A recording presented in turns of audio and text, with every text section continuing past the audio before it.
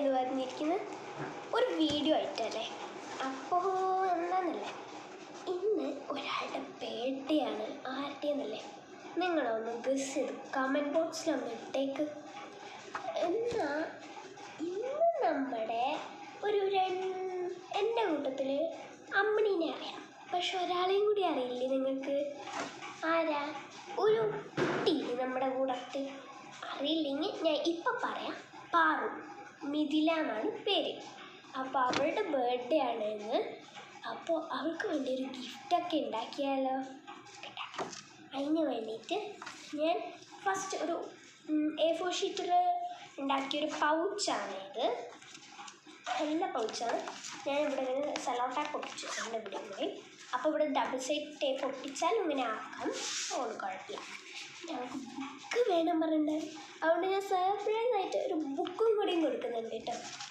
പിന്നെ ഒരു ബർത്ത്ഡേ കാർഡാണ്, അടിപൊളി ബർത്ത്ഡേ കാർഡാണ്. അവൻ ഞാൻ കറക്റ്റ് കാണിച്ചു തരാം, ലാസ്റ്റ് കാണിച്ചു തരാം. പിന്നെ നമ്മുടെ പ്രത്യേകം പറയേണ്ട ആവശ്യമില്ലല്ലോ, അടിപൊളിയായിട്ടുള്ള ഒരു ഗിഫ്റ്റാണ് ഇതിൻ്റെ ഉള്ളിൽ. എന്താണെന്നല്ലേ, രണ്ടൊരു പേനയും പിന്നെ നല്ല അടിപൊളി പൗച്ചുമാണ്. നമുക്ക് നോക്കാം, അപ്പോൾ കാണിച്ചു തരാം. അപ്പോൾ ഇതാണ് കേട്ടോ നമ്മുടെ ഗിഫ്റ്റ്. ഞാൻ പറഞ്ഞത് ഹാപ്പി ബർത്ത്ഡേ മൈ ഫ്രണ്ട് എന്നാണ്.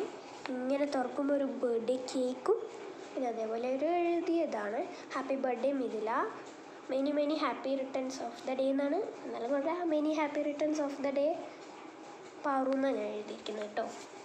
ഇതൊക്കെ നമ്മുടെ ലബൂബുവിൻ്റെ ഒരു നോട്ട്ബുക്കാണിത്. ഇത് എഴുതി പഠിക്കാൻ ഞാൻ പിന്നെ പൗച്ച്. പിന്നെ നമ്മുടെ സംഭവമാണ് ഗിഫ്റ്റ് കേട്ടോ. ഇത് happy birthday my dear friend Mithila, many many happy returns of the day Paru by Sripriya എന്ന് എഴുതിയിട്ടുണ്ട്. അപ്പോൾ മനസ്സിലാവാൻ വേണ്ടിയിട്ടാണ് ഞാൻ ബൈ ശ്രീപ്രിയ എന്ന് എഴുതിയത്. ബൈയൊന്നും വേണ്ട, ശ്രീപ്രിയ മതി, എന്നാലും കറക്റ്റാണല്ലോ കേട്ടോ. നല്ല ഗിഫ്റ്റാണ്. അപ്പോൾ ഇന്നത്തെ വീഡിയോ ഇത്രയേ ഉള്ളൂ. ബൈ. പിന്നെ കുറച്ച് ഗിഫ്റ്റും കൂടി നമുക്ക് ഉണ്ടാക്കണം. അപ്പോൾ അതും കൂടി ഉണ്ടാക്കുന്ന അടുത്ത വീഡിയോയിൽ കാണാം.